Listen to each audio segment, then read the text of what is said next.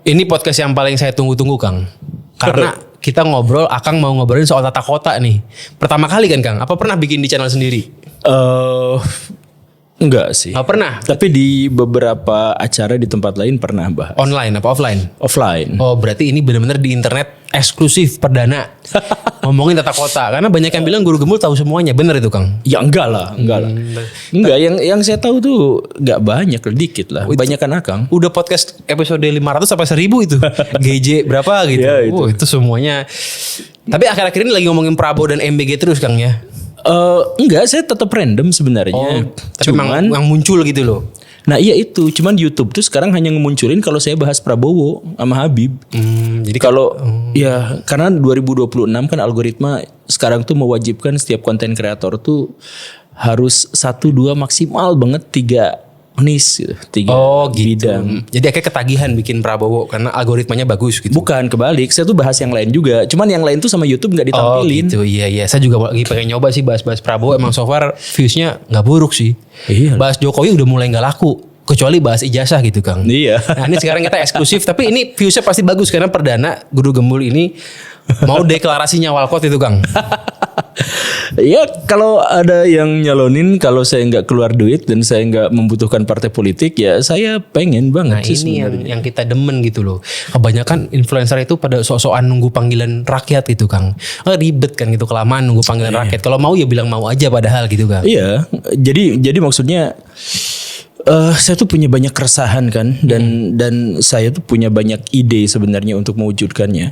Tapi kalau misalkan ada di lingkaran yang, kalau ada di dalam lingkaran kekuasaan, itu tuh bisa-bisa saya tuh juga masuk jadi penjahat juga di situ. Bisa aja. Bisa aja, khawatirnya gitu. Makanya kita bikin syarat, saya nggak mau keluar duit dan saya nggak mau. Tapi kalau nggak keluar duit emang pasti nggak jadi penjahat. Bagaimana gitu? Ada hubungannya? Ya kalau misal saya keluar duit akan ada keterikatan transaksi di situ kan, transaksional kan. Berarti saya ada terikat misalkan dengan partai politik, saya terikat misalkan nanti saya bayar ini, nanti saya dibayarin itu, nanti saya dipinjemin ini, nanti saya meminjamkan itu dan seterusnya. Salah satu masalah yang paling besar di Indonesia itu adalah bahwa kita tuh negara demokrasi yang tidak pernah demokratis.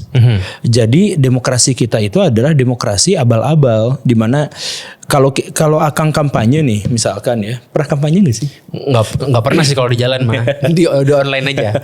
Nah itu tuh Akang tuh harus nyamperin sekelompok masyarakat, kemudian Akang ajukan ide, Akang ajukan gagasan, itu masyarakat tuh nggak ngelewar aja kesana kesini. Tapi begitu nanti saya akan janjikan akan bikin jalan itu diperlebar, nanti ibu-ibu, nanti bapak-bapaknya akan punya penghasilan 2 kali lipat. Nah kalau itu kita didengerin sama orang gitu. Kan itu gagasan juga. Kalau ada konsepnya kan gagasan juga bukan? Iya itu bukan konsep kepemimpinan, bukan gagasan kepemimpinan, tapi demagog gitu.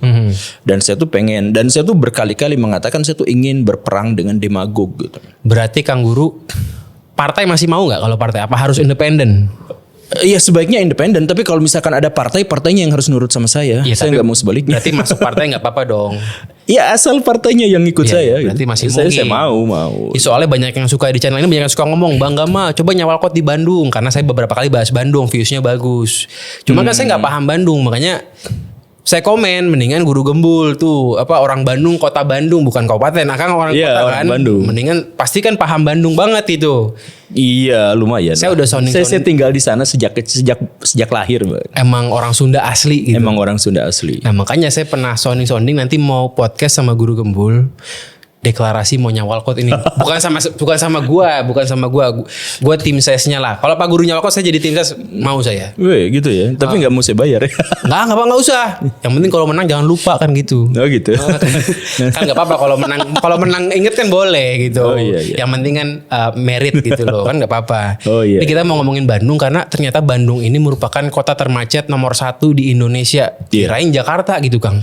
Enggak. Saya kan bolak-balik Jakarta Bandung. Jadi saya benar-benar bisa paham bahwa Bandung tuh jauh lebih macet daripada Jakarta. Oh iya bener, sering banget bolak-balik ya. Iya, sering banget.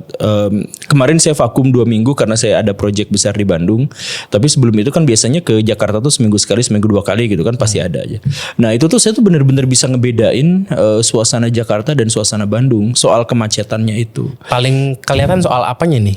Yang paling jelas itu Ya sebenarnya ini saya nggak harus nyalahin siapapun gitu ya. Ini adalah akumulasi dari kegagalan perencanaan sejak awal. Tapi yang paling kerasa banget itu adalah bahwa di Bandung tuh jalannya kecil-kecil, tapi tidak tertata. Dalam artian misal ya, ada jalan berkelok-kelok, kelok-kelok. Tapi itu satu-satunya jalan yang menghubungkan Bandung Tengah dengan Bandung Timur ujung gitu ya. Ya satu di antara 3 jalan. Jadi dari tengah ke timur tuh jalan tuh cuma ada 3 biji, Kang. Bayangin aja 3 biji dan di antara itu semua dibangunnya itu adalah pemukiman, perumahan, klaster-klaster, semuanya ngumpul di situ. Nah, jalannya itu jalan cuman untuk 2 mobil bolak-balik doang. Bahkan itu ada putar balik lagi jangan-jangan. Iya, yang di Soekarno Hatta ada putar baliknya. Yang saya maksud itu gak ada sama sekali. Jadi muternya gak. Nah, jadi kalau misal kita merujuk ke paling awal, Kang, sebenarnya Bandung itu tidak didesain untuk jadi kota metropolitan. Bandung itu hanya didesain untuk tempat peristirahatan dan kalangan elit. Dan ternyata malah menjadi kota yang destinasi wisata gitu ternyata. Dan dia menjadi kawasan metropolitan gara-gara pergerakan ekonomi yang masif. Jadi kalau misal dihitung nih, Kang, awalnya Bandung tuh hutan. Dan pusat kotanya itu hanya 50-an kepala keluarga lah. Dan itu terkumpul di Dayakolot, di Krapyak. Dulunya orang Belanda kali itu. Enggak, itu orang Bandung semua, orang lokal semuanya. Nah, tapi ada kejadian nih. Kejadiannya itu adalah pas orang Jawa tuh, Sultan Mataram mau nyerang VOC, itu bikin markasnya itu di Bandung. Nah, akhirnya setelah serangan itu gagal, orang Belanda ngintipin, ini kurang ajar tentara-tentara orang Mataram itu bersembunyinya di mana? Dicarilah, diuberlah, di situ ada Bandung. Nah, pas nemu di situ Bandung, akhirnya mereka menemukan satu hal. Bagus Bandung tuh. Apa tuh peribahasa aja orang Bandung apa? Tuhan tersenyum saat membuat Bandung. Nah, belum itu belum kejadian. Tapi si orang-orang Belanda tuh ngelihat bahwa ini tuh cocok untuk tempat pertahanan karena ada di atas gunung, dikelilingi gunung. Kalau saya bikin pertahanan di sini aman. Nah, maka Belanda tuh mulai bikin tempat-tempat di situ. Tapi belakangan gak kepake kan, karena pusatnya di Batavia. Makanya orang-orang Batavia yang paling nakal, paling jahat, paling bengis, paling kurang ajar itu dibuang. Nah, dibuangnya itu ke Bandung. Jadi Bandung itu tempat pembuangan orang kriminal. Tapi masih orang kaya kan? Yang dibuang orang kaya yang dibuang bukan? Enggak, semuanya dibuang. Makanya, nah udah dibuang ke situ, kemudian di situ makin besar. Pas kemudian zaman tanam paksa, pas zaman Dendels, ibu kota dipindahkan, kemudian di situ ada tanah paksa harus nanam ini jadi pusat ini. Nah, kemudian Bandung dibesarkan gara-gara apa, Kang? Apa tuh? PSK. Oh, gimana maksudnya kualitasnya bagus atau gimana ya? Jadi karena di situ kan jadi pusat transaksi kan, di situ tuh ada yang jual kina gitu ya. Jadi Bandung tuh dikelilingi perkebunan Belanda kan, teh, kina segala rupa di situ. Ada permintaan di situ. Nah, jadi banyak bangsawan dari Jakarta tuh, nah datang ke Bandung untuk ngambil sumber dayanya yang tadi itu. Nah, tapi kan ya butuh hiburan. Nah, di sana itu orang-orang Belanda tuh beternak dalam tanda kutip ya. Orang-orang blasteran Indo-Indo. Jadi orang-orang Belanda, maaf ya, memperkosa perempuan pribumi, nanti punya anak. Nah, anaknya itu kan Indo. Jadi kulitnya kulit kayak kita gini, tapi hidungnya mancung-mancung, matanya biru-biru gitu. Nah, ini tuh digemari sama orang-orang Eropa tuh. Keras campuran ini tuh digemari karena mereka tuh seneng sama tekstur wajah mereka tuh yang misalkan hidungnya mancung gitu ya, tapi nggak suka dengan kulitnya yang pucat kayak cicak. Nah, jadi ketika mereka menemukan ada ras di Bandung nih, ini adalah gabungan antara orang lokal dengan orang Belanda, itu langsung jadi Bandung tuh pusat prostitusi terbesar. Itu sengaja sistematis dibikin, diperanakan katanya, diperanakan begitu? Nggak sengaja, tapi setelah jadi dieksploitasi gitu. Gitu. Nah, itu Bandung tuh gitu, makanya ada istilah Bandung kota kembang. Kembang yang dimaksud itu cewek-cewek itu.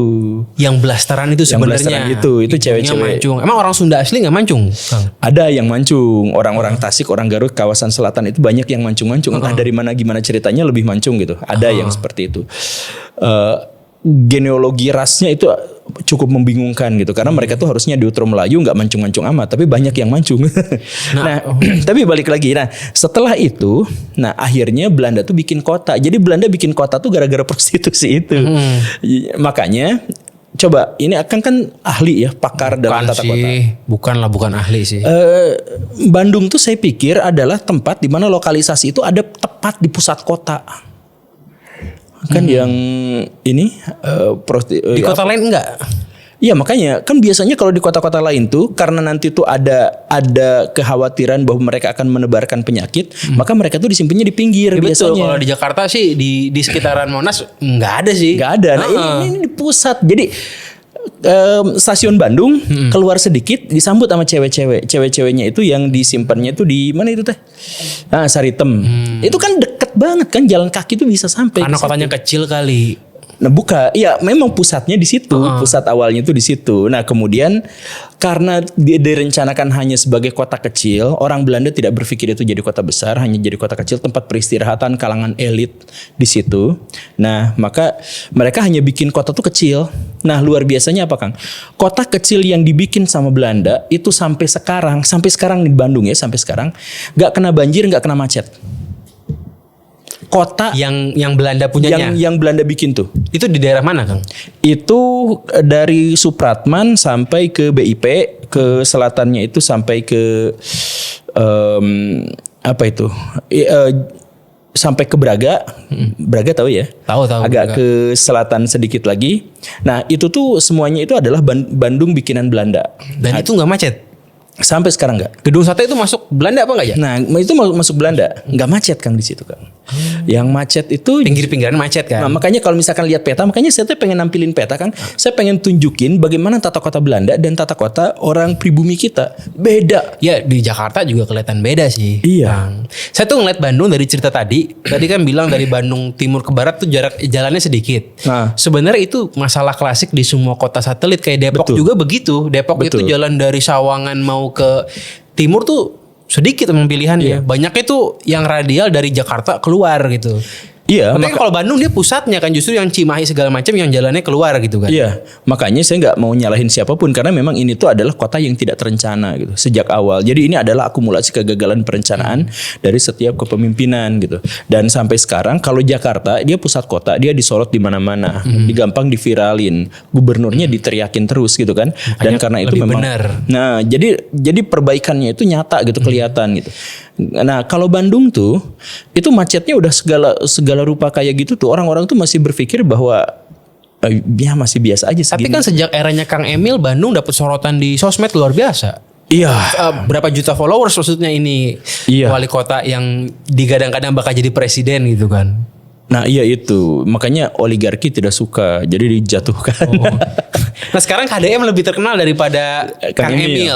Enggak, sama-sama terkenal, cuman yang satu terkenal karena kejelekan, yang satu terkenal karena kebaikan.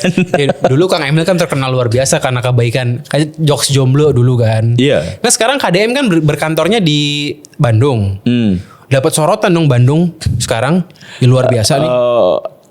Ada perbedaan pendekatan di antara mereka. Kalau Kang Emil itu kan arsitek ya, sipil gitu. Jadi beliau tuh ya bikin kota Bandung tuh jadi enak dilihat, bagus. Jadi maksudnya trotoarnya jadi gede, tempat nongkrongnya jadi banyak gitu. Kemudian semuanya tuh ditata. Jadi Bandung tuh nggak kelihatan kumuh pas zaman Kang Emil tuh. Oh, itu fakta tuh, valid. Menurut saya ya itu fakta. Walaupun masalah-masalah klasikalnya belum selesai. Kayak kemacetan, kemudian Bandung tuh harus muter-muter. Bandung tuh saya nggak kenal bagaimana dari satu tempat ke tempat yang lain tuh harus pakai Google Map kan? Karena banyak jalan searah dan puter-puternya itu. Benar-benar banyak harus jalan ngeriling. Saya tuh kira kalau ke Bandung saya nggak paham memang karena nggak biasa. Tapi memang ada yang beda sih. Iya. Susah dijelaskan kalau jarang ke sana gitu karena saya jarang ke sana, tapi memang ada yang beda. Iya, kalau di Jakarta saya justru malah nggak mau pakai Google. Oh gitu. Iya, nggak pakai Google Map tuh nggak bisa kalau di Jakarta. Soalnya ada jalan layang, ada jalan ini. Kalau di Google kan kelihatan cuma satu jalan. Kadang-kadang kalau nggak biasa baca peta memang kadang suka salah. Tapi waktu Kang Emil jadi gubernur lebih bagus nggak Bandungnya? Fisik iya. Pengaruh pasti jadi gubernur tuh. Ngaruh. Kalau jadi gubernur nggak kelihatan. Kalau jadi gubernur Pas jadi wali kota nih maksudnya. waktu jadi wali kota tuh kelihatan banget tata kota Bandung tuh bukan tata kota ya. Jadi kawasan-kawasan terbuka hijaunya lebih terlihat gitu. Kemudian trotoar lebih tertata, taman-taman jadi semakin banyak gitu dan seterusnya. Cuman nampak Macet mah nggak ngaruh lah ya kalau zaman Kang Emil. macet tuh bertambah macet malah di Kang Malah Emil bertambah tuh. macet. Karena memang trotoarnya diperlebar kan jadi. Iya. Dan Jalan. dia nggak ngasih opsi buat naik bis segala macam gitu kan. Nah, itu masalah. Itu memang Jadi- kacau sih kalau begitu. Jadi gini Kang, saya tuh ngelihatnya bahwa solusi-solusi yang diajukan terhadap kota Bandung dan kota-kota di banyak wilayah di Indonesia itu adalah ide dari pemimpin, kemudian itu harus diterapkan sebagai sebuah program gitu. Contohnya. Ya itu yang tadi itu, jadi trotoar dibagusin. Kalau saya pikir itu tuh harusnya dibalik, dari masalah di kota itu apa, baru kita ngide gitu. Bukan ngide dulu harus diterapin. Contoh kecilnya adalah Kang Emil itu bikin trotoar jalan tuh gede-gede. Emang enak untuk dipakai jalan. Dan kemudian Kang Emil tuh bilang bahwa ini tuh bukan hanya sekedar trotoar. Ini tuh soal jiwa. Misalkan beliau tuh ngomong. Jadi kalau trotoarnya udah gede, orang tuh gampang berlalu lalang gitu kan. Seneng untuk jalan kaki dan akhirnya mengurangi kemacetan. Itu logikanya. Ya setengah bener sih. Tapi pada dasarnya adalah bahwa kita tuh hidup di daerah tropis. Siapa juga yang mau jalan-jalan di tengah panas terik Tapi Singapura matahari. bisa loh Kang. Nah, Singapura bisa ditambahin ceritanya. Ya, kalau Singapura itu tuh kan terdiri dari apartemen-apartemen gede gitu kan. Jadi gedung-gedung gede gitu. Rumah Terpusat gitu. terpusat Tinggalnya tuh dekat-dekat lah gitu. Rumahnya tuh kecil-kecil gitu. Iya, jadi jarak dari satu tempat ke tempat lain tuh misal ya, Akang mau ke rumah sakit tuh nggak sampai setengah jam. Akang mau ke sekolah nggak sampai setengah jam. Di Singapura gitu kan. Akang mau kemana-mana pun dari rumah tuh nggak ada yang lebih dari setengah jam gitu. Itu aturannya. Nah, kalau misalkan kita mau nerapkan di kota yang kayak Bandung kayak gitu, kemudian orang disuruh jalan-jalan dan sebagainya, ya nggak akan kuat gitu. Nah, kenapa kita nggak pikirin, oh orang Bandung teh males misalkan ya. Misal orang Bandung teh males, orang Bandung teh kreatif, orang Bandung tuh adalah orang yang pengen menyaingi Jakarta misalkan. Nah, dari keluhan-keluhan itu, dari masalah-masalah itu kita bikin solusinya apa gitu. Saya tuh berpikir Ada kayak ide gitu. apa? Ada ide apa Kang Guru? Kalau soal Bandung terkait dengan trotoarnya gitu. Enggak. Saya bukan berpikir soal trotoar sih. Apa mendingan dikurangin aja karena memang nggak relevan gitu. Masalah jalan udah kecil malah dilebarin gitu. Maksudnya gini, kalau saya jadi, iya, amit-amit sih. Tapi kalau saya jadi wali kota, itu mah amit-amit. Amin, kita amin. Nah, kalau saya jadi wali kota tuh saya pikirnya gini, Kang. Kan orang Indonesia secara umum gitu ya, males. Males untuk jalan kaki diantaranya gitu, dan itu memang ada datanya, ada surveinya. Kenapa kita nggak mengakomodasi kemalasan itu aja Dengan untuk bikin tata kota? Jadi misalkan bukan perbaiki jalannya, tapi bikin kendaraan yang mengakomodasi kemalasan orang-orang. contoh. Misal, kenapa orang di Jakarta naik mobil? Karena ada AC-nya dan hujan gak kehujanan, panas gak kepanasan. Kekurangannya apa? Kekurangannya adalah Jadi macet. macet. Nah, jadi akhirnya mereka naik motor. Naik motor bisa selap-selip, bisa jauh lebih cepat daripada naik mobil. Dan efisien, murah juga. Tapi kekurangannya apa? Panas. Panas, kepanasan, hujan, kehujanan. Ya. Nah, bisa nggak kita bikin motor yang ada atapnya kayak mobil? Itu tapi ranahnya di nasional tuh Kang kalau begitu kan. Nah, masalahnya sebenarnya gini, yang saya bilang tadi itu, orang Bandung tuh kreatifnya luar biasa, Kang. Asli, mereka tuh kalau disentil sedikit tuh, mereka tuh mikirnya kesana kesini, Kang. Dan itu udah dikenal dari zaman dulu gitu. Makanya seniman-seniman banyak yang dari ini. Nah, jadi maksud saya adalah kalau kreativitas mereka dan kemalasan mereka dalam tanda kutip itu digabung, maka sebenarnya banyak di antara masalah-masalah kita tuh yang bisa diselesaikan. Ya kayak tadi itu, coba mereka disuruh bikin aja motor listrik, mereka pasti bisa bikin atapnya, bikin apanya, kayak di Jerman, kayak di Belanda gitu kan. Ada yang seperti itu. Kita bikin dua versi, misalkan versi yang motor dan versi yang sepeda yang harus dikayuh ya kayak gitu. Kita wajibkan misalkan PNS untuk berangkat tuh pakai itu dan yang dikayuh. Nah, ini menyebabkan apa? Menyebabkan berkurang ini kan kegendutan dan lain-lain sebagainya, misalkan berkurang gitu. Naik yang kayak gitu juga misalkan gitu. Iya. Jadi maksud saya tuh sekali lagi ya, itu mah hanya permisalan, bukan berarti nanti mungkin akan mewujud, tapi pendekatan kita itu adalah gimana caranya supaya karakteristik dari sebuah masyarakat itu diakomodasi menjadi regulasi. Contoh yang lain gini, Kang, tukang parkir. Orang-orang Jakarta juga bingung kan tukang parkir itu gimana, karena dilematis kan. Kalau misalkan mereka diambil, mereka kehilangan lapangan pekerjaan. Kalau disimpan di situ, mereka bikin tempat-tempat makan atau tempat-tempat belanja yang mereka jadi parasit di situ, itu ganggu orang gitu. Bisa nggak sih kita akomodasi kepentingan setiap orang gitu? Kalau yang tadi yang ngomongin soal tadi pertama itu, masalahnya kan di birokrasi gitu Kang. Maksudnya kalau kita punya ide apa, kadang-kadang kita wali kota itu bukan ranah kita, tapi gubernur. Kadang malah menteri perindustrian tadi misalnya mau bikin SN segala. Jadi kan di situ susahnya gitu loh Kang. Iya, wali kota memang. bisa apa gitu kan. Kadang mungkin begitu. Mungkin kalau Pak Farhan ditaruh sini atau Kang Emil juga mungkin ada cerita begitu juga. Betul. Jadi masalahnya di regulasi. Makanya yang saya bilang tadi itu, saya mah berharap nggak mau ada urusan-urusan dengan partai politik, dengan duit, dengan transaksi dan sebagainya itu, karena nanti juga pada akhirnya ke situ. Kenapa KDM misalkan ya? Kenapa KDM itu bisa dikenal orang dan dianggap sebagai orang yang revolusioner gitu? Karena idenya itu berani nabrak DPR. Berani nabrak aturan, bener kan? Iya. Jadi KDM itu misalkan nanti ada aturan kayak gini, nanti DPR, beliau mau mending ribut sama DPR, ribut sama orang-orang yang bikin peraturan dan regulasi daripada ini saya punya ide itu terhenti gitu. Memang KDM itu sering nabrak birokrasi. Iya. Bikin minta jalan dikasih ke provinsi aja, jalan di sekitaran kantornya, terus dia merubah anggaran. Iya bener, nggak bilang DPRD. Dia suka nabrak birokrasi, bener sih. Nah, jadi maksud saya tuh revolusioner kan. Jadi maksudnya mendingan begitu Kang. Apa? Menurut Kang Guru mendingan begitu.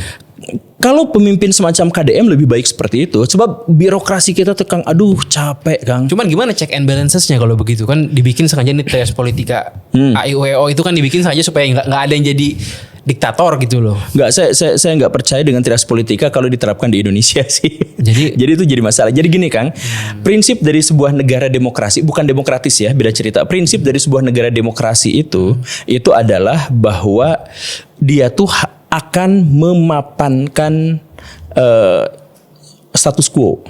Jadi sesuatu yang sudah ada itu akan dimapankan oleh demokrasi. Makanya demokrasi itu harus diterapkan di negara yang sudah maju. Iya, saya pernah nonton konten itu. Orang cenderung milih yang udah menang aja gitu kan. Iya gitu. Iya. Nah, jadi kalau misalkan ada negara yang krisis dikasih demokrasi, orang-orang itu akan mempertahankan krisis. Orang-orang itu akan mempertahankan krisis. Tapi sekarang orang protes juga. Prabowo dibilangnya nggak konsul ke DPR, nggak apa, DPR juga nggak ada oposisi, kan itu nggak demo. Iya. Itu nggak demokrasi apa nggak demokratis tuh kalau itu? Iya, makanya gini Kang. Kita hitung satu-satu dulu ya, dari mulai KDM dulu, dari mulai kita mulai dari hal yang sederhana.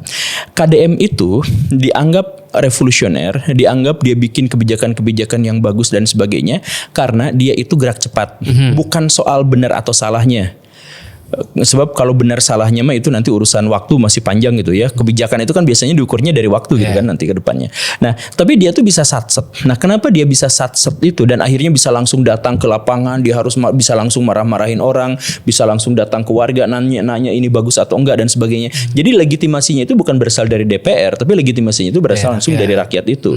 Dan dia punya media sosial yang luar biasa, besar sekali, yang penontonnya besar, yang timnya besar dan sebagainya. Nah, dengan situasi yang seperti ini dia tuh bisa berkonflik bahkan dengan DPR sekalipun. Kalau misalkan dia konflik dengan DPR, DPR-nya yang nyumput, Kang. Nyumput apa tuh Kang? Takut sembunyi. Oh iya benar, karena takut diviralin kan. Iya. Emang serem sih ngomongin KDM saya takut. Iya, tapi saya kritik KDM itu dalam beberapa hal gitu. Misalkan KDM tuh koruptor kebalik gitu. Iya. Saya pernah nonton juga itu. Nah, tapi maksud saya adalah kalau ada dalam sebuah sistem yang birokrasinya itu ngeselin banget, kemudian ada seorang pemimpin yang revolusioner, maka pemimpin itu memang selayaknya untuk tabrak sana sini saja. Karena demokrasi itu dalam konteks ini itu berlaku hanya sebagai gimmick, hanya sebagai topeng. Indonesia itu gak pernah jadi negara demokrasi. Indonesia itu adalah negara feodal yang mewajibkan pemimpinnya itu harus otoriter. Itu harus. Jadi kalau Kang Guru jadi wali kota kurang lebih kurangnya akan tabrak-tabrak juga. Ya iyalah, iya. Karena kalau misalkan ngikutin Kang, jadi kalau misalkan akan kampanye jadi misalkan ya jadi DPR, jadi DPRD apa segala rupa, yang akan kampanyekan itu bukan akan punya ide apa seperti apa dijelaskan, tapi kalian mau apa nanti saya catat, nanti saya janjikan akan terwujud. Kebanyakan begitu. Kan kayak gitu kan. Nah, kalau misalkan sudah seperti itu, nanti dia bikin peraturannya itu ya yang sesuai dengan konstituennya aja. Memang di parlemen itu beranteminnya masalah konstituen masing-masing. orang yang tinggal di pinggir kali pun akan diperjuangkan untuk nggak digusur karena itu konstituen dia kan. Iya, iya gitu. Ya itu. Nah, jadi itu justru akan mempertahankan. Nah, ya tadi yang di pinggir kali tetap akan di pinggir kali. Akan dipertahankan. Konstituen dia kok masih Iya. digusur. Nah, preman akan dipertahankan. Bahkan di Cicadas itu kemarin kan sampai dibikin lapak-lapak ya karena tekanan preman mungkin dan sebagainya. Itu juga seperti itu. Nah, makanya kalau ada seorang pemimpin yang revolusioner, maka pemimpin itu benar-benar memimpin. Dalam artian si pemimpin itu punya ide, punya gagasan dan dia akan terapkan dan tunggu saja apakah dia kuat atau tidak. Nah, makanya saya tuh pernah ngomong, Kang, saya akan memilih pemimpin di Indonesia, saya akan memilih pemimpin di kota, saya akan memilih pemimpin di provinsi ini yang otoriter, yang tangan besi, selama dia kuat. Berarti ada yang bilang Prabowo begitu maksudnya. Prabowo lemah. Prabowo terlalu lemah. Otoriter malah enggak. Dia otoriter tapi lemah. Jadi kayak Louis ke-15 tuh. Lemahnya ini patokan dari legitimasi rakyat atau gimana? Saking lemahnya sampai dia harus menggunakan cara curang untuk bisa menang.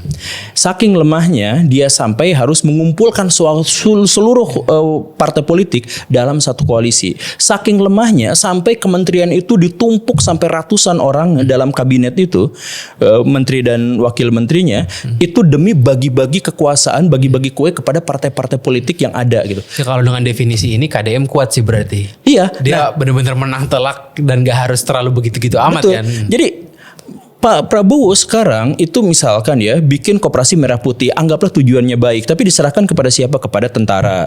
Kemudian tentara jumlahnya dilipat gandakan sampai sekarang mau nambah 750.000 lagi yang baru. Kopassus ditambah 2 kali lipat gitu. Kemudian kementerian udah jelas ditambah gitu, birokrasi udah jelas ditambah. Kemudian dirjen juga jelas ditambah. Semuanya tuh ditambah ya semuanya agar pemerintahannya solid. Nah, sebaliknya KDM itu dia mau ribut sama DPR mau enggak ya enggak apa-apa karena dia sudah langsung ngambil fast track kepada masyarakat lewat media sosial itu. Tapi kalau bagi-bagi gitu kan tak terhindarkan gitu. Kang Guru juga kalau misalnya menang jadi wali kota kan tak terhindarkan untuk ada bagi-bagi itu loh. Entah ada yang siapa yang bantuin kemarin dikasih komisaris segala macam itu kan nggak mungkin nggak terjadi gitu loh. Gak jadi masalah sebenarnya bagi-bagi itu asal dibaginya itu kepada orang-orang yang layak. Asalkan akar gitu. Iya, jadi kepada orang-orang yang baik, kepada orang-orang yang. Tapi pendukung kita gitu maksudnya. Misalkan Kang, saya didukung sama partai politik. Katakanlah partai politik itu adalah PDIP. Ya, di PDIP itu nggak mungkin orangnya dongo semua kan? Dikasih komisaris gak apa-apa dong kalau gitu. Kasih yang memang benar-benar keren di situ, yang hebat, yang bagus. Jangan sampai misalkan kita kasih menteri luar negeri hanya gara-gara kedekatan dengan presiden gitu. Tapi dia nggak ngerti apa-apa. Nah itu kan nggak, kasih aja, cari orang partai politik banyak di Indonesia orang-orang yang tangguh di bidang itu gitu kan. Ya kemarin kan KDM sempat ada isu Pak Mardigu sama Pak Helmi itu mau jadi komisaris bank cuman nggak jadi gitu Bang Jabar. Nah itu ada cerita kabar burung Kang. Ada kabar burung bahwa Pak Helmi itu gak bisa dimasukkan ke situ karena di satu itu birokrasinya udah bener-bener korup. Sedangkan Pak Helmi itu kan akuntan. Dia lihat sekilas langsung anjoy ini salah semua ini. Wah ini di mana ini? Makanya nggak jadi. Tapi itu mah kabar burung Kang. Saya juga. Tapi kalaupun Pak Helmi menurut Kang Guru itu layak tuh berarti kalaupun misalnya jadi kemarin tuh. Ya Pak Helmi itu termasuk orang yang layak dalam artian dia senior, dia sudah berpengalaman cukup lama kan. Gak apa-apa meskipun itu sebagai pebisnis, karena kenal, karena dukung atau. Gak apa-apa kan. Justru gini. Pemimpin itu harus dikelilingi oleh orang-orang yang mengenalnya dengan baik dan dikenalnya dengan baik. Cuman itu tuh hanya satu persyaratan di antara sekian banyak. Justru kalau tidak, bahkan ada psikologi kepemimpinan Kang. Presiden itu anak buahnya cukup 15 gak boleh lebih. Karena hanya dengan cara itulah dia bisa saling mengenal. Jadi mengenal satu sama lain itu penting. Cuman masalahnya apakah si orang yang dikenal itu hanya gara-gara kenal kemudian dikasih jabatan? Nah itu adalah hal yang lain. Itu intinya. Itu intinya. Nah, kita sekarang mau nanya yang lebih Bandung lagi nih Kang. Soal Bobotoh kemarin. Akang Bobotoh bukan. Karena kalau Nyawalkot kan mau gak mau namanya bola itu dimanapun tuh. Di Solo, di Jakarta, gimana tuh Kang kalau? Saya menikmati euforianya, saya menikmati sukacitanya, tetapi saya gak turun ke lapangan. Jadi waktu kemarin konvoy ikut, Tapi gak sampai teriak-teriak gerung-gerung motor Tapi kayak sering gitu, nonton di stadion. nonton. Nah kalau nonton di stadion enggak, karena saya tuh punya kebiasaan aneh kan. Saya tuh gak suka banget sama tempat keramaian. Jadi mall aja saya nggak pernah masuk, bioskop seumur hidup nggak pernah masuk. Masa sih? Serius. Oh. Saya jangan sekolah aja saya tuh carinya yang sepi Kang. Dan di sekolah itu saya sampai 3 tahun nggak pernah masuk ke kamar mandinya gitu. Karena tempat nongkrong orang-orang cowok-cowok gitu kan yang lagi Kalau mau mabal gitu. kencing di mana gitu? Tahan. Kalau mau modal gimana kalau mau modal? Iya sampai sejauh ini nggak gitu. pernah. Baru tahu nih saya nih.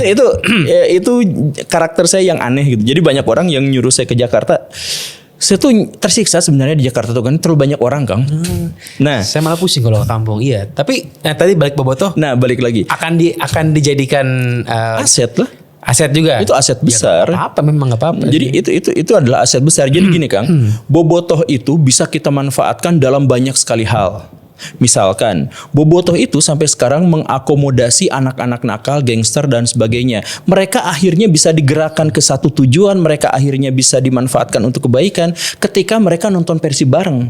Lebih baik daripada nggak ada Bobotoh gitu ya. Jadi Kang, kalau kita mau mempersatukan dua orang yang bersengketa, kita tuh harus satukan mereka dalam satu tujuan yang sama, kan begitu kan? Dengan musuh yang sama gitu. Nah, gimana caranya agar Briges sama EKTC yang biasanya perang itu bersatu dengan satu yel-yel yang sama? Suruh nonton Persib.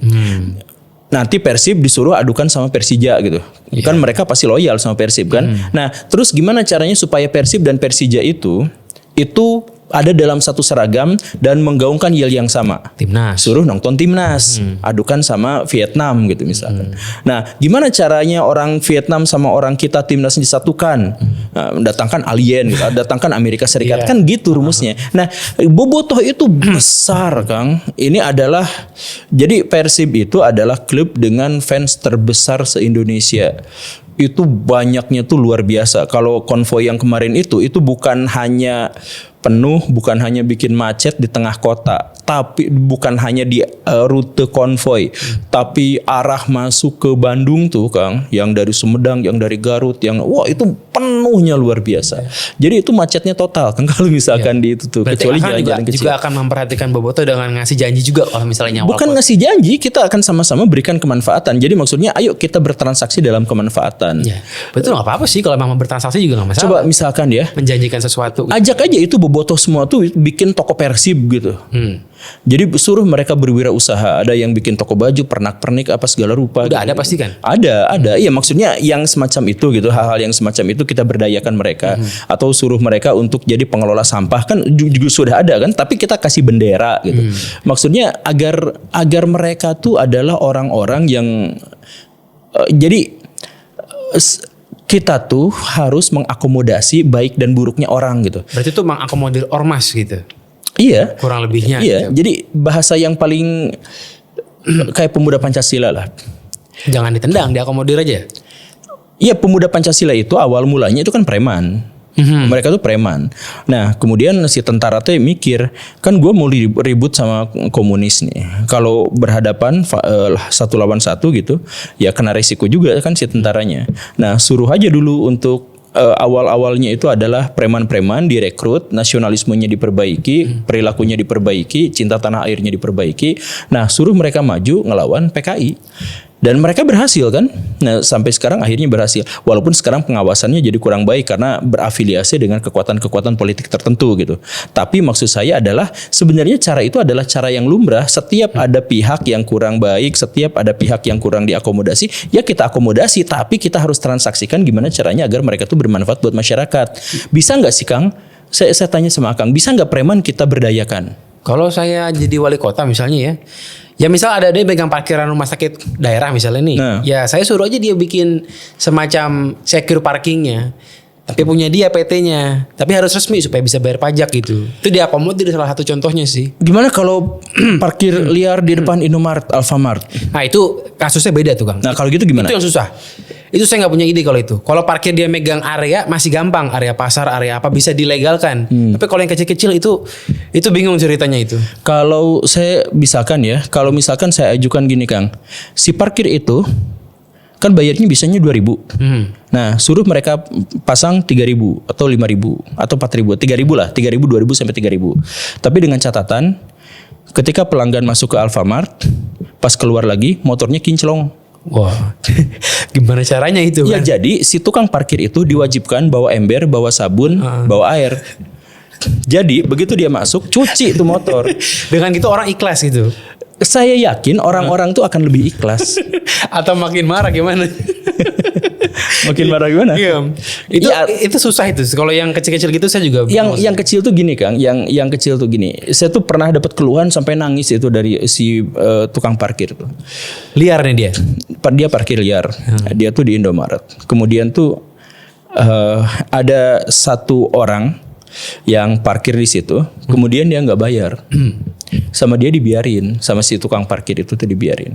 Terus tak lama setelah itu dia tuh mulai gebrak-gebrak tempat sampah, mulai nendang, terus kelihatan banget stres. Terus dia katakan, saya tuh cuman mau cari kerja yang halal buat anak-anak saya. Dia tuh nangis Kang di situ tuh. Kayak halal aja. Iya, nah jadi sebenarnya dalam perspektifnya dia tuh menganggap bahwa pekerjaannya itu adalah, ini kan perspektifnya dia gitu. Setuju kalau itu benar tuh. Dalam perspektifnya dia tuh gak punya pilihan, dia tuh gak ada lapangan pekerjaan. Dia tuh bilang, saya markir, kan saya langsung ngobrol gitu ya. Saya markirin tuh bukan gara-gara saya tuh males, bukan gara-gara saya tuh gak mau kerja. Saya tuh mau kerja, tapi umur segini perusahaan mana yang mau nerima? Saya mau ngelamar harus kemana? Saya bisa jadi guru emang? Saya bisa jadi sales emangnya? Saya nggak bisa, muka burik kayak gini. Diterusin panjang lebar. Kita disuruh nukang juga nggak mau. Beda-beda sih emang. Tapi ada juga mungkin yang benar nggak punya kerjaan. Iya makanya. Nah ini sekalian saya kampanye sedikit Kang.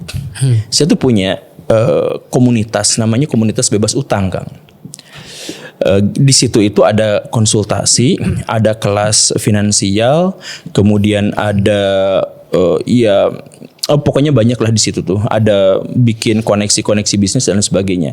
Tapi intinya semuanya tuh gratis. Kelasnya pun gratis. Saya datangin pembicaranya dari Amerika Serikat itu gratis kan semuanya. Kok kenal di mana itu? Ya karena bikin jaringan kan. Jadi saya sebelumnya punya jaringan yang namanya Siraru komunitas gitu. Nah dari komunitas itu kan tuker-tukeran intelektual gitu. Nah kita pindahin ke finansial. Ini mungkin langkah awal menuju politik gitu. Saya nggak tahu. Awalnya saya nggak mikir ke situ. Awal ini ya. Saya awalnya nggak mikirnya kayak gitu sih. Cuman pada waktu itu saya nemuin kan kemarin kita tuh launching makanya saya nggak ke Jakarta vakum itu. Saya tuh fokus di Bandung untuk ngurusin ini launching, dan luar biasanya apa Kang? Setiap hari kita menyelamatkan satu orang yang bunuh diri. Dan ada satu orang yang bunuh diri beneran nggak ketolong. Nah itu itu tuh alasannya tuh apa? Alasannya itu adalah masalah ekonomi. Jadi pas saya ngumpulin orang-orang di sana tuh ternyata ya Kang, ada tukang sate, ada tukang parkir, ada apa yang semacam, ada petani gitu ya. Nah kebanyakan dari mereka bisa berhutang dan sebagainya itu karena mereka ditipu, karena mereka dicurangin. Ada yang ditipu sama pengepulnya, petani ditipu sama pengepulnya sampai 200 juta, dia harus kejebak pinjol dan sebagainya. Nah, sesederhana sebenarnya ekonomi kita itu bisa gerak kalau mereka itu teredukasi. Jadi saya bikin pelatihan hanya 8 pertemuan, Kang. Setengahnya itu langsung dapat kerjaan gitu. Bisa begitu tanpa ijazah gitu? Gak pakai ijazah. Karena misalkan di komunitas itu saya ajarin yang mau doang. Saya ajarin beternak. Beternak itu, saya nggak punya ruangan untuk peternakan.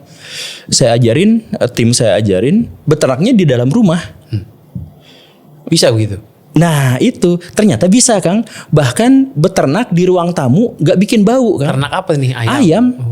Nah ini bagus buat bahan kampanye karena bisa dikerjain wali kota pakai dinas UMKM. Bisa itu Kang. Sejauh ini saya dengerin Kang Guru, emang Kang Guru tuh banyak kemiripan sama KDM kayaknya kalau nanti jadi pemimpin gitu Kang. Iya saya nggak tahu sih tapi kayaknya ada kemiripan gitu Kang. Tapi kayaknya orang Sunda sih bakalan suka yang model-model Kang Guru begini nih. Ini kemungkinan menangnya kayak cukup tinggi nih Kang. Saya nggak tahu. Tapi balik lagi Kang. Jadi saya tuh pengen mengedukasi aja masyarakat. Jadi iya. Inti dari semua masalah itu sebenarnya adalah edukasi. Tapi edukasi itu panjang, edukasi itu lama. Makanya gimana caranya mengedukasi itu yang hasilnya tuh dampaknya tuh langsung kerasa.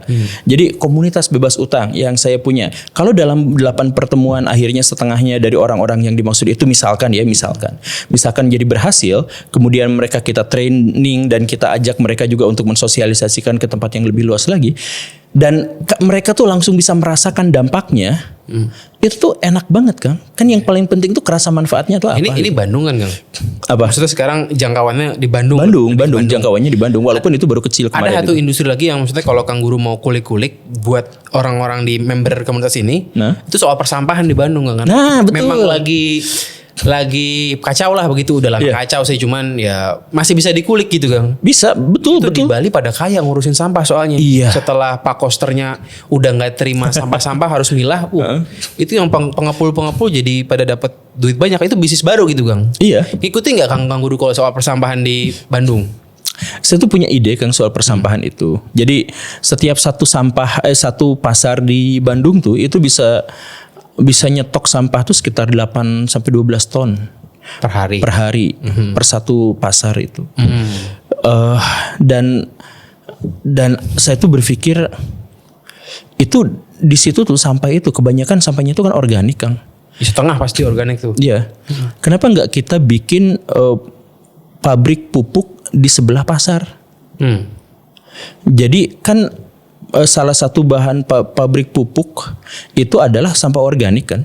Nah, kita bikin sebelahnya ada mesin cuman 20 jutaan doang gitu yang bisa ngepres terus bikin ini. Jadi itu si sampah nggak usah didistribusikan jauh kemana-mana, cukup suruh buangin aja ke situ. Itu sebenarnya udah cukup menjanjikan sih. Kalau dulu kan TPA Bandung tuh di Lewi Gajah. Lewi Liang. Lewi Gajah. Sekarang pindah ke Sarimukti. Iya. Tapi memang cuman dibuang aja. Iya, dibuang aja. Ngapain gitu. Iya. Akang tahu nggak Indonesia itu adalah negara pengimpor sampah terbesar di dunia. Pengimpor. Karena kita nerima buat dibuang di sini gitu. Iya, bukan. Jadi gini. Nah, ini kan sampah daur ulang nih. Ini sampah daur ulang ini. Nah, ini kursi-kursi karpet ini kan sampah daur ulang. Nah, tapi sampah daur ulangnya itu nggak mungkin dari Indonesia karena di Indonesia itu kan nggak dipilah. Oh iya. Jadi kita tuh harus beli dari Belanda. Jadi ini tuh sampah dari Belanda dibikin di sini. Nah, sampah dari Belanda yang dibikin di sini itu disebabkan oleh karena kita tidak memilah. Jadi sesederhana kita tidak mau memilah itu dampaknya seharusnya kita untung triliunan rupiah jadi rugi triliunan rupiah. Apa Akang bakal langsung paksa bikin wajib pilah? Ya, nah makanya Kang, kan kalau misalkan diwajib-wajibin orang-orang kita tuh susah. Kasih hukuman kalau nggak mau.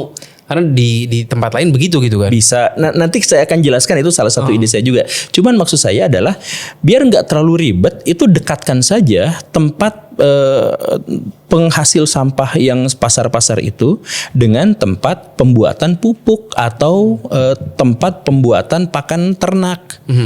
Kan sampahnya di situ, itunya di situ, gampang banget untuk dipindahin ke situ. Terus itu penghuni-penghuni pasar itu setiap satu jongkok itu masukin sampah organiknya ke sini, nanti kan tinggal lemparin ke situ. Masalah tanahnya sih Kang, nggak murah kan beli tanah buat bikin tempat baru gitu loh. Betul sekali. Itu makanya mahal gitu loh. Betul.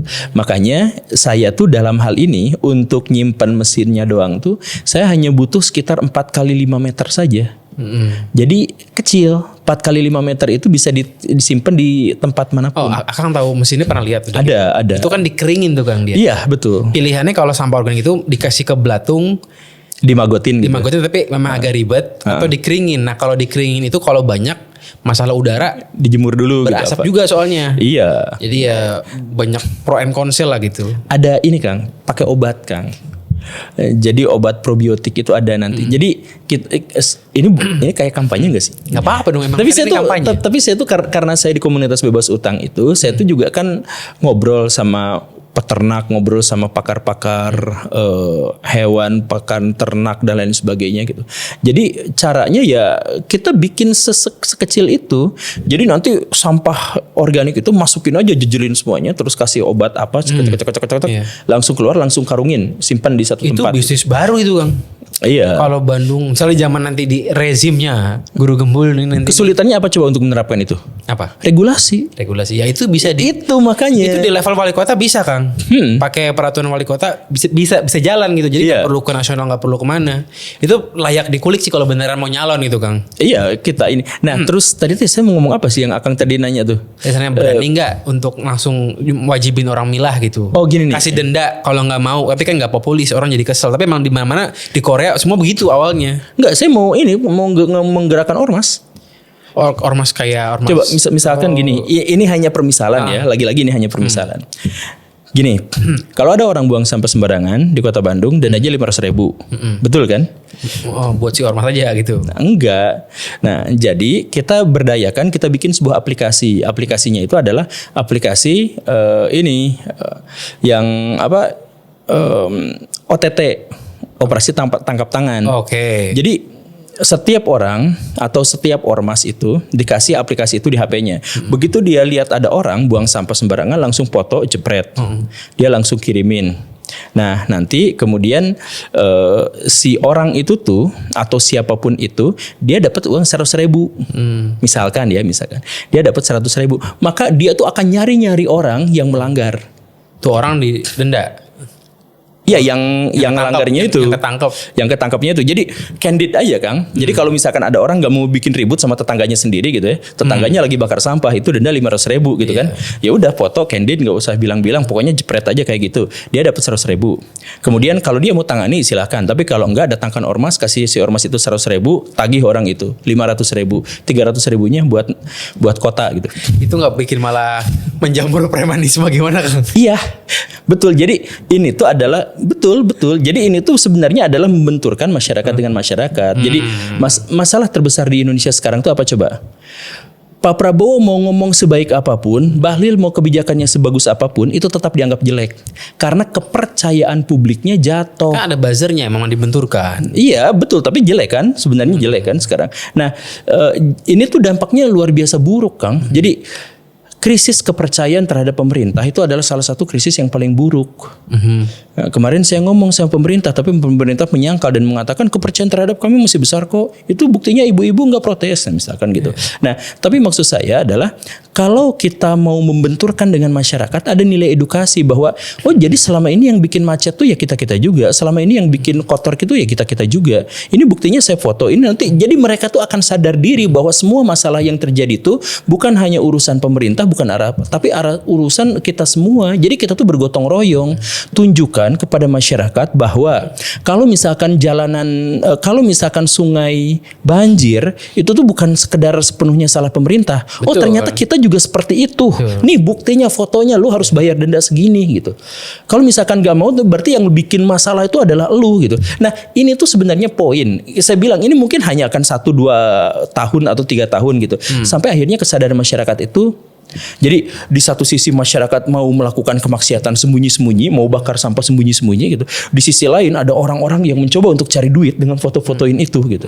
Nah, ini sekedar penyadaran aja bahwa ternyata kita memang yang jadi masalah tuh itu gitu. Cuman concernnya kalau di Bandung nih saya cek gitu Kang ya. 5% APBD itu dipakai buat hibah ormas. Iya. Gede banget lah gitu Kang.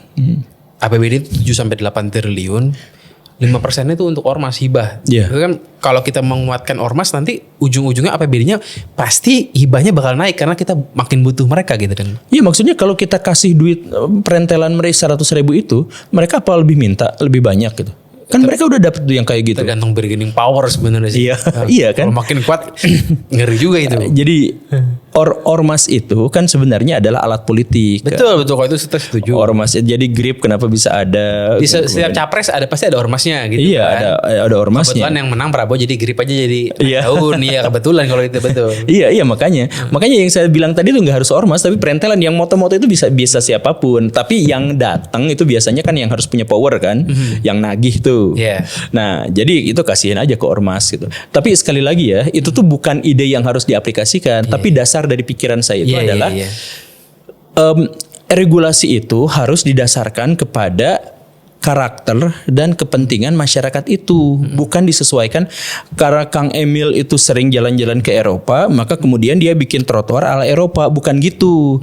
Tapi apa yang ada di Bandung itu jadi referensi kita untuk bikin kebijakan. Jadi maksudnya gitu. Sebenarnya sih kalau Kang Emil bikin trotoar gede dibarengin dengan banyak opsi transportasi umum, itu mungkin akan kebentuk budayanya sih. Itu bakal bagus banget. Di Jakarta karena di Sudirman itu kebentuk budaya jalan kaki. Iya. Karena pilihannya ada MRT, cuman kan Bandung nggak punya duit buat bikin MRT lah. Saya lihat itu bagus kan, barusan juga lewat situ. Dulunya orang bilang memang nggak mungkin jalan kaki, tapi memang karena enak dan sore-sore itu penuh Kang. Pas pulang Dan kerja. jarak ke stasiunnya itu ke stasiun ke terminalnya itu naik jauh gitu. Iya. Emang jalan kaki. Cuman memang Kang Emil nggak ada bikin BRT kali ya. Kang Emil tuh bikin bikin jalan di atas jalan, tapi mentok aja di situ nggak maju. Kayak gitu aja. Memang sangat disayangkan untuk sekelas Kang Emil yang pintar gitu ya. Iya, mentok di situ malah bikin pakai dana APBD bikin apa sih namanya tuh di dekat stasiun Tegaluar yang masjid loh itu. Oh iya itu masjid itu gede banget. Sayang aja gitu sebenarnya sih. Nah kalau balik ke ngomongin macet lagi nih Kang, Akang ngelihat Bandung kurang bis ke sih, kurang angkot ke sih, apa kurang apa nggak sih? Iya, transportasi umum kurang banget kan. Kalau Bogor banyak angkot tapi macet juga sih. Enggak, kalau Bogor emang jalannya kecil-kecil gitu. Kecil lah. Kalau Bandung tuh Bandung tuh jalannya kecil-kecil tapi yang di dalam-dalamnya. Kalau yang di jalan gedenya juga nggak banyak sih. Tapi kalau misalkan kita bikin di Bandung itu memang sarana transportasi massal, itu juga kayaknya memang jalan yang bagus sih. Ya. Jalan yang bagus tapi itu susah tempatnya. Dan apa ya, saya tuh lebih berpikir yang tadi itu Kang, maksudnya daripada ngelebarin jalan, kenapa nggak nyedikitin mobil gitu? Ya suruh pakai motor tadi ceritanya tuh. Misalkan begitu gitu. Ini emang overpopulasi Kang ya. Iya. Di luar orang Jakarta yang suka wisata beli batagor di Bandung gitu. Ini emang udah overpopulasi. Over. Jadi Bandung tuh nggak pernah libur dari kemacetan, karena weekday itu orang-orang keluar rumah gitu untuk bekerja, melakukan berbagai aktivitas. Nah pas hari libur orang Bandungnya istirahat, orang Jakarta pada masuk ke situ, macet juga Kang. Ada hubungan nggak sih sama dulu Soekarno bikinnya di Bandung apa kan bikin konferensi Asia Afrika itu membuat Bandung makin rame apa nggak sih? Iya karena menaikkan pamor gitu loh. Jadi Bandung tuh balik lagi ke yang tadi tuh. Bandung tuh itu tuh untuk kalangan elit. Rencananya kan orang Jakarta tuh nggak nyaman tinggal di orang Belanda tuh nggak nyaman tinggal di Jakarta, panas. Dia nyari puncaknya lah lembab. Ya. Mereka nyari yang iklimnya nggak jauh beda lah sama di Belanda. Ditambah lagi Bandung tuh pegunungan. Ada di puncak tapi. Iya sesuatu dari Batavia bisa ke puncak.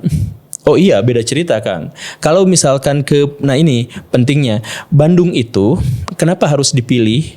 Nah, pertama karena dilingkung sama gunung itu untuk pertahanan. Nah makanya di depan Bandung itu dari Jakarta mau ke Bandung, di depan Bandungnya itu dibikin Cimahi. Garnisun, pusat tentara tuh di situ dikumpulinnya. Jadi satu-satunya jalan masuk dari Jakarta ke Bandung dibentengi oleh pemukiman tentara, markas-markas tentara. Jadi rencananya tuh gitu. Kalau lewat Tangkuban Perahu udah gunung nggak bisa lewat selatan lebih nggak bisa lagi. Satu-satunya jalur adalah lewat barat, disimpan di situ. Kalau puncak terlalu dekat dengan Jakarta, kemudian nggak ada benteng alami untuk pertahanan yang semacam itu. Nah, jadi harus disimpan di situ. Ketika Soekarno akhirnya memproklamirkan kemerdekaan, Soekarno tuh mindsetnya tuh serupa dengan Belanda, bahwa Bandung ini tuh harus jadi kota kecil tapi makmur, penuh dengan kalangan-kalangan elit, pengusaha-penguasa dan penguasa-penguasa kumpulin di situ, tentara simpen di depannya, nanti di belakang di Ranca Ekek dibikin juga di situ. Jadi kanan kiri gunung, depan belakang garnisun tentara, di tengah-tengahnya tempat yang elit, tempat yang enak. Tidak pernah didesain bahwa Bandung itu harus menjadi kota besar. Bahkan di dekat pusat kota itu sampai ada bandara.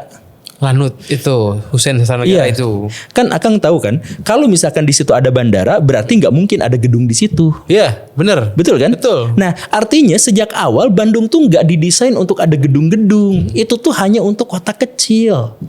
Kenapa jadi kota besar?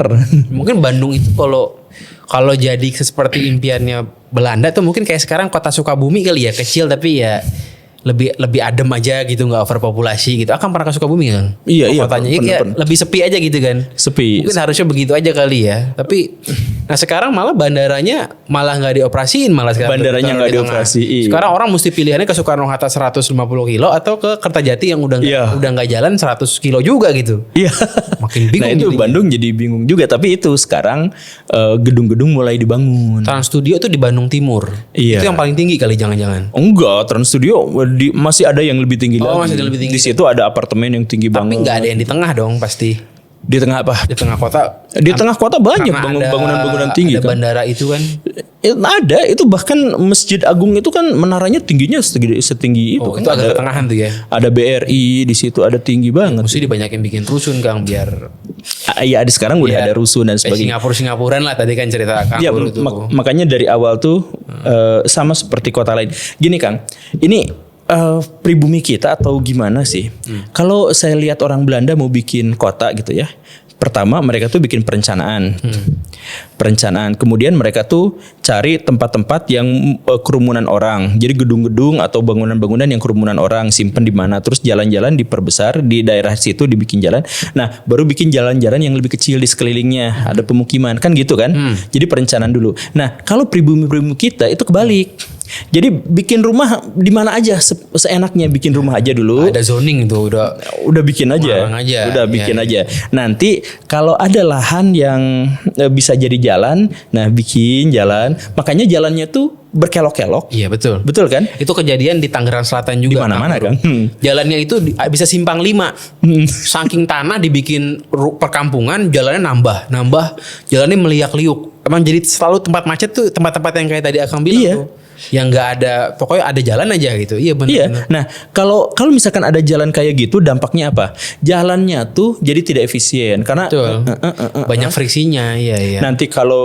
Nanti pas di setiap belokan itu itu mengundang pedagang kaki lima nempel di situ. Dan Pak Ogah juga. Dan tukang tambal ban juga di situ. Ada gitu ya tukang tambal ban. Iya. Terus kalau perbaikan jadi mahal kan? Kan harusnya lurus itu berarti murah kan? Ini jadi mahal. Nah, jadi ya mulainya tuh dari edukasi. Jadi orang-orang tuh tapi pemerintah juga harus diedukasi sih. Saya lihat Bandung tuh kan ke atas ke gunungnya itu sekarang.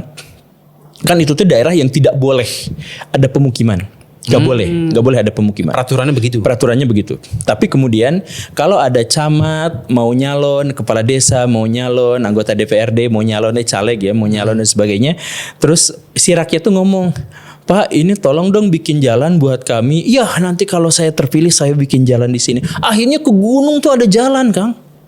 Nah itu kelakuan kita tuh jadi. Tapi kalau nggak ada jalan ntar rakyatnya bilang pemerintah nggak baik sama rakyat. Ya iya itu kan serba salah gitu maksudnya Kang. Ya pertanyaannya adalah kenapa orang itu tinggal di situ gitu. Kan itu adalah wilayah yang tidak boleh.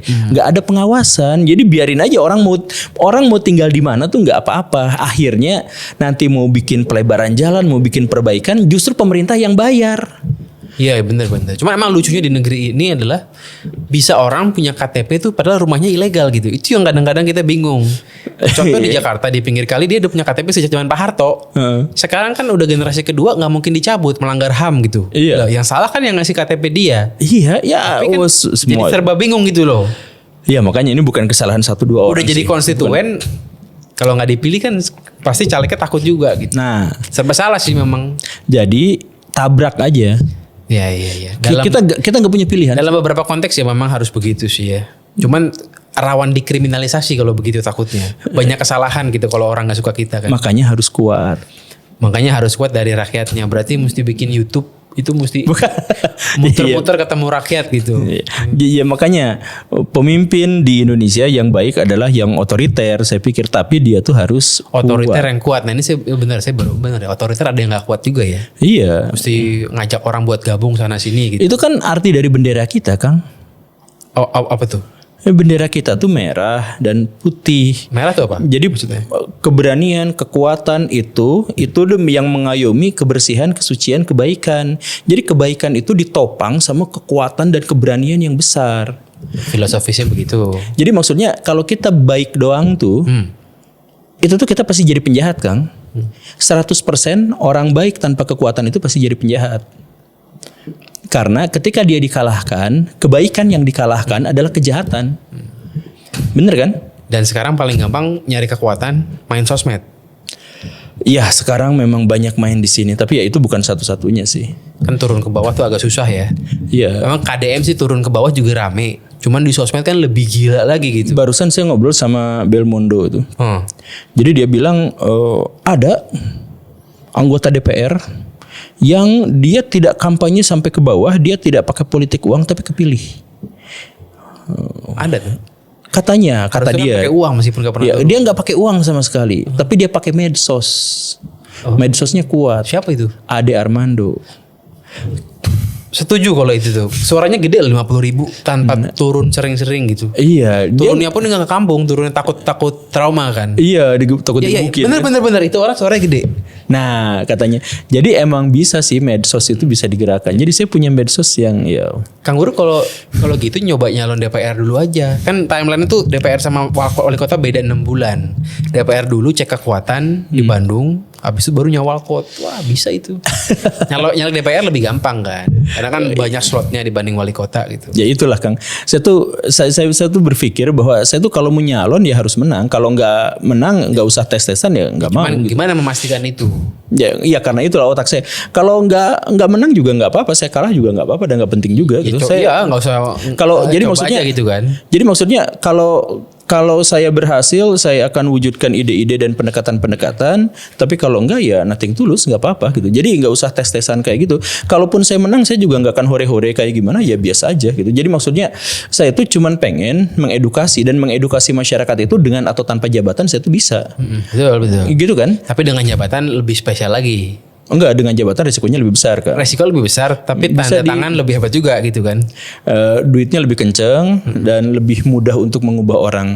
Lebih mudah, betul. Cuman kan Kang Guru tahu kan kita birokrasi nggak bisa nabrak semua. Maksudnya kita nggak bisa semua orang kita tabrak-tabrak. Harus kita ada baik-baik juga. Kadang-kadang kalau nggak gitu ntar dari kementerian nggak suka kita bisa disusahin juga. Ya itu betul, nggak, setuju. Harus jago berpolitiknya itu kan maksudnya. Iya, setuju. Gak boleh benci, gak boleh suka, harus benar-benar jago lah gitu. Ya itu ya. Setuju. Ya, untuk orang-orang yang lemah ya pasti begitu. Untuk orang-orang yang tadi itu cerita. Kalau KDM mungkin berani kali ya. Maksudnya kalau kita powerful, ngapain sih kita harus cium-cium tangan sama orang gitu? Ngapain? Ya kita kan misalkan datang ke kampung, nanti insya Allah saya akan bikinkan jembatan. Saya datang ke pengusaha, nanti saya akan bikinkan regulasi yang mengenakan untuk pegawai tambang dan sebagainya. Ya kenapa orang harus kayak gitu? Ya karena dia nggak punya dukungan, karena dia lemah. Ada Habib misalnya nanti konstituen juga megang suara ribuan. Iya. Kan mesti pura-pura cium tangan juga meskipun misal nggak suka sama tuh Habib gitu loh. Iya, ya itu yang dilakukan sama orang-orang lemah kan.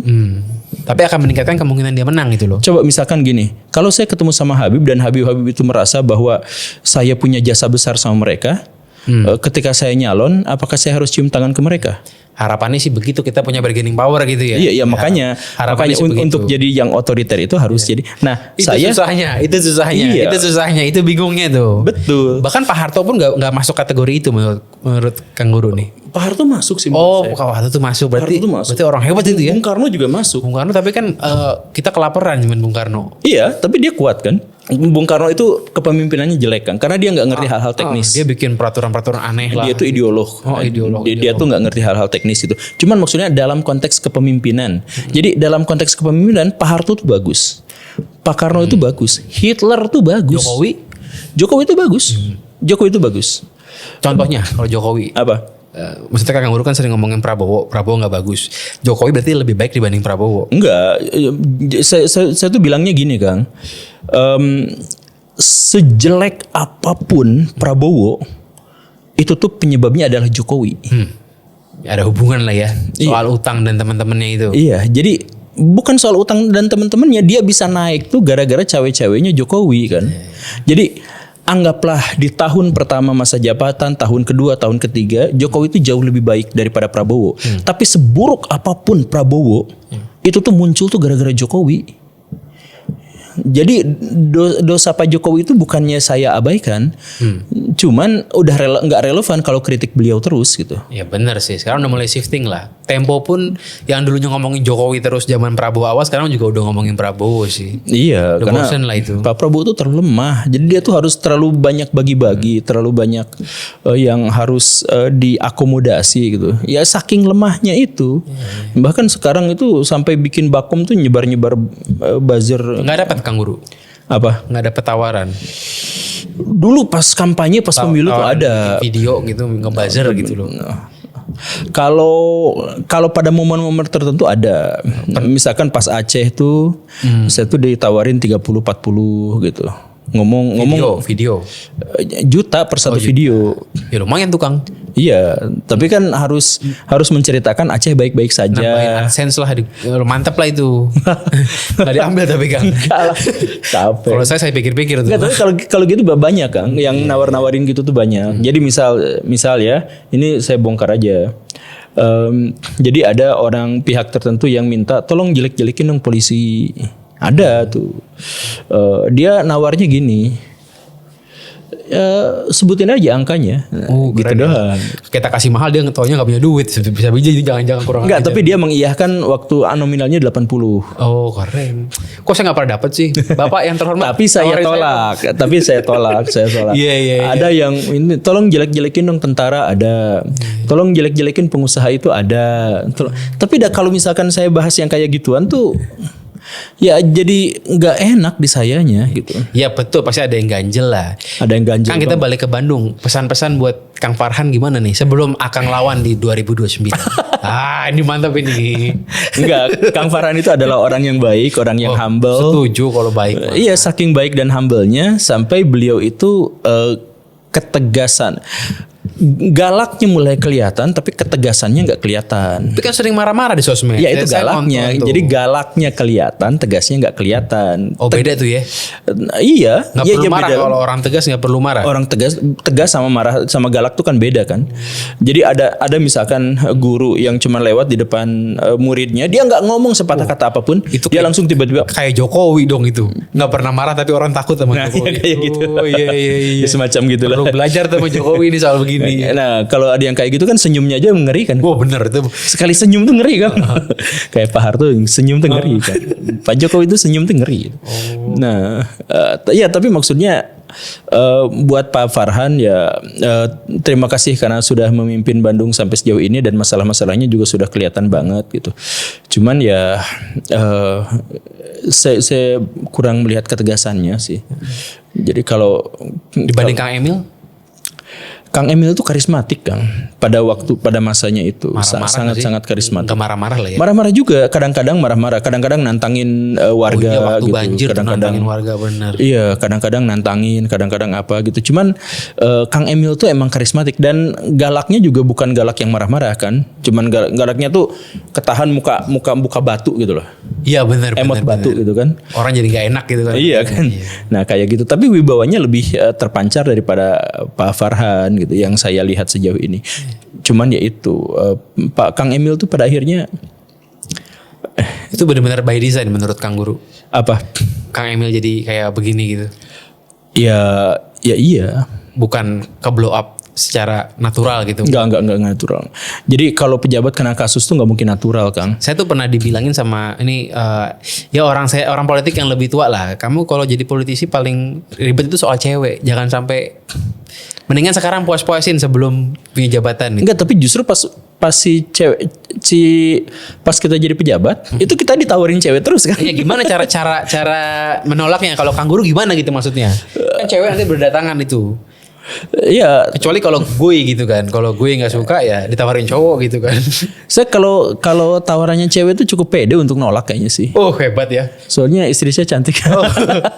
Oh mantap ini. Kalau tawarannya keranjang ayam isinya duit gimana? Enggak, saya tuh enggak terlalu doyan duit sih. Yang itu tadi saya keramaian tuh, bahkan keramaian pun saya tuh enggak suka gitu. Jadi kalau saya punya duit pasti saya bikin rumah di gunung gitu yang jauh dari orang gitu. Yang penting bisa ngonten ada internet gitu. Ngonten juga sebenarnya bukan ini sih. Yang penting mah saya bisa menikmati kemalasan saya aja. Tapi untuk orang yang nggak suka keramaian sangat cukup sering nyari ribut ya, Kang Guru. Saya tuh nggak pernah mau nyari ribut sih. Bikin video Habib Bahar berapa puluh kali saya nggak tahu muncul melulu. Enggak, ya itu YouTube saya tuh hanya merekomendasikan video saya kalau tema-tema tertentu. Padahal saya tuh bikin tema tuh banyak, Kang.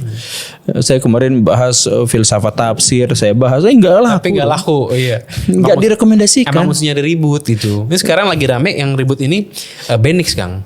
Oh, iya. Kan lagi ribut itu bikin jadi rame memang. Emang mestinya cari temen kong kali kong ribut yuk gitu di internet jadi ramai itu sebenarnya lebih enak tuh. Enggak, saya tuh nggak mau kayak gitu. Justru kalau misalkan ada yang ngajak ribut ya saya datengin gitu, ngajak ngobrol. Gitu. Iya ini kayak sekarang nih abis ini Iya. mau datang ke Pak Habib Kribo. Ya misalkan yang begitu. Keren-keren. Ya, ya nggak apa-apa. Saya ke rumahnya, ke pesantrennya Pak Habib Bahar juga pernah nyamperin tapi Seriusan? Terus aman? pintunya nggak dibuka. Oh pintu nggak dibuka. Ini gerbangnya itu 3 lapis kan. Kalau dibuka gimana? Terus dikunci nggak bisa keluar. Ya kan dia juga nggak akan ngapa-ngapain. Kan dia orang baik kan. Ya bener. Kalau itu saya setuju. Memang orang baik menurut saya gitu. Iya bener. Oke Kang terima kasih banget nih. Kita udah berapa jam ya? 1 jam setengah luar biasa. Saya ya. dieksploitasi sekali di sini. Ini tapi ini serius kan ya Kang ya? Apa? Ini bukan cuman omon-omon kan, ada niat wacana kalau misalnya bisa gratis gitu. Kalau saya nggak keluar duit, kalau saya nggak terikat pada transaksi-transaksi yang aneh-aneh, Ayo maju Kang Guru, tapi nama jadi kayak expose nama asli. Nggak bisa enggak loh. ya no smoking, nggak ada masalah. Nggak ada masalah. Sekarang selama ini belum pernah ketahuan kan nama asli. Belum. Nanti ketahuan mau nggak mau. Iya. Apa mau ganti ke Dukcapil jadi Guru Gembul namanya? Bisa juga nggak tuh. usah lah. Di kakak, di kartu keluarga, anak siapa? Anak Guru Saya Gembul. tuh punya banyak murid Kang yang mereka tuh dengan inisiatif sendiri tuh memalsukan nama saya di internet. Jadi bikin pengakuan nama aslinya sebenarnya ini loh tinggalnya di sini Oh. gitu. Dan itu tuh banyak. Guys yang tahu nama asli Guru Gembul coba nanti gue transfer 5.000 tulis di bawah asal valid gitu. Ya berarti karena saya tuh kalau ketemu influencer selalu bilangnya terlalu klise gitu loh Kang. Oh ya apa enggak saya mah di luar aja. Tapi nanti ujung-ujungnya nyalek juga gitu loh. Enggak. Padahal kan nggak dosa kita ngomong mau nyalek mau kekuasaan kan kayak Prabowo ngomong mau kuasa sebenarnya nggak salah-salah juga kan. Nggak salah. Tapi bisa diperoleh dengan benar kan. Saya tuh ya gitu. Jadi kalau misalkan asal di awalnya saya tidak terjebak pada potensi-potensi korupsi atau potensi masalah ke depan, khususnya soal duit gitu. Ya hayu aja. Itu berarti mesti punya tim yang ngerti banget soal birokrasi karena tanda tangan salah bisa jadi dugaan korupsi. Iya makanya nanti kalau saya kepilih gitu, ya kan saya punya banyak teman-teman di KPK tuh. Langsung saya jadiin asisten bener. administrasi. Jadi staf tuh. khusus. Staf khusus Jadi jadi tanda tangan apapun ada verify dari dia dulu. Ini Iya. bisa berpotensi apa enggak? Iya, jangan kayak itu Nadim. Iya itu pusingnya di belakang gimana itu? Iya. Apalagi kerjaannya tuh kan nyari ribut. Waduh makin pusing Itu itu. kan saya dekat sama Pak Bambang, dekat sama Pak Novel gitu kan. Ya. Iya. Terus sama ya kayak gitulah, sama dekat sama pokoknya teman-teman KPK. Saya mau bantuin Kang jadi tim ses. Akang bayar ke saya. Saya bayar nggak apa-apa. Tapi dapat apa? Komisaris apa? Nah itu tuh kan. Akang nanti ini saya kasih project Kang. Projectnya itu adalah untuk menata ulang kota Bandung. Nggak apa-apa Kang. Apapun proyeknya yang penting keuntungannya gacor gitu Kang. Ini ngomong kita dipotong-potong. Oke deh Kang, makasih banget Kang udah mampir-mampir. Kita ketemu lagi ntar kalau banyak yang request nanti kita main ke Bandung di depan Bandara Kertajati kita bikin podcast Kang. Oh gitu. Oh kan Yang menunjukkan betapa sepinya. betapa sepinya ya. Betapa mahal pemeliharaannya. Jadi mendingan MBG apa bikin bandara-bandara hantu gitu menurut Kang Guru? Terakhir ini closing. Aduh, ini closingnya ini. Bikin MBG atau bikin bandara-bandara palsu? Ya, infrastruktur yang kebuang-buang kayak Kertajati atau MBG aja yang kebuang-buang jadi juga gitu. Mending infrastruktur sih. Meskipun hantu jadi begini gitu. Karena dan ada pemeliharaannya loh itu loh. Cepat atau lambat dia bakal kepake sih. Sekarang juga kan Kertajati itu OTW kepake buat setidaknya keberangkatan haji itu lewat situ. Misalnya. Tolnya jadinya lambat, tol apa itu tuh Cisandu. Iya, ya tapi kan tolnya udah ada kan. Udah sepi. Jadi maksudnya kayak IKN gitu. IKN itu kan sempat jadi hantu juga kemarin kan. Jadi mendingan IKN daripada MBG tetap gitu. Ya karena ada bentuknya Kang, bisa diubah, bisa dibikin. Nanti kalau misalkan Kertajatinya gagal jadi bandara ya kita jadiin museum lah, kita jadiin sekolah, kita jadiin gitu. Apa? Ada yang mau datang 100 kilo dari Bandung. Ya udah kalau gitu jadi pemukiman besar lah di situ. Iya. Saya cukup setuju sih daripada MBG, kayaknya mendingan bikin begituan ya. Iya. Tapi kan MBG memutar, dia ada bikin gaji segala macam ya, begitulah Kang kurang lebih. Iya, buat lingkar terdalam Gerindra. Oke Kang, sebelum makin bahaya, terima kasih. I see you in the next videos.